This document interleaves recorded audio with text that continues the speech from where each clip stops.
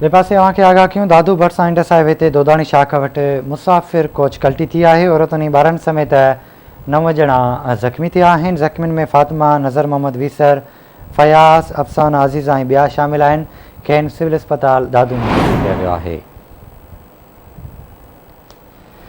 अव्हांखे आगाह कयूं पिया दादू भरिसां इंडस हाईवे ते दोदाणी शाख वटि मुसाफ़िर कोच कल्टी थी पई आहे। औरतुनि ॿारनि समेत 9 ॼणा ज़ख़्मी थिया आहिनि।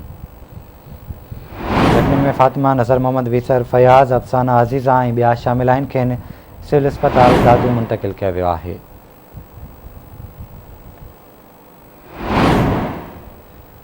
दादू इंडस हाईवे ते हादसो पेश आयो आहे। मुसाफ़िर कोच कल्टी थी पई आहे। औरतुनि ॿारनि समेत 9 ॼणा ज़ख़्मी थिया आहिनि।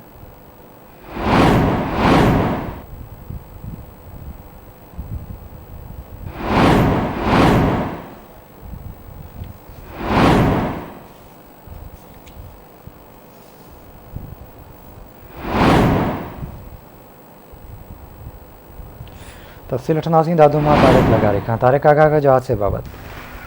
जी दादू शहर के भरिसां इंडस हाईवे ते दोदाणी शाख वटि जेको आहे मुसाफ़िर कोच जेका शिकारपुर खां कराची तरफ़ वञी रही उहा तेज़ रफ़्तारी सबबि कल्टी थी पई आहे, जंहिंजे नतीजे में औरतुनि ऐं ॿारनि समेत 9 ॼणा ज़ख़्मी थी पिया आहिनि, जिन खे सिविल अस्पताल दादू मुंतक़िल कयो वियो आहे।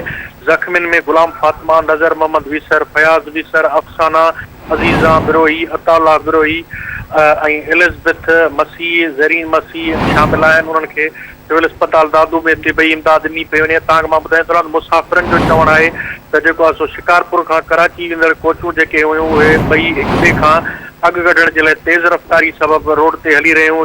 अचानक जेको आहे कार साम्हूं अचणु सबबि हिकु कार साम्हूं आई, जंहिंजे नतीजे में कोच जेका हुई उहा रोड तां लही कल्टी थी पई, जंहिंजे नतीजे में ही 9 मुसाफ़िर जेके आहिनि उहे ज़ख़्मी थी पिया आहिनि। ज़ख़्मियुनि खे जेको आहे एम्बुलेंस ज़रिए ऐं मोटरवे पुलिस तरफ़ां खणाए ऐं गाॾियुनि ऐं प्राइवेट गाॾियुनि ऐं कारुनि ते सिविल अस्पताल दादू पहुचायो वियो। जी ठीकु आहे तारिक, वॾी महिरबानी अव्हांजी तफ़सील खां आगाह करण लाइ।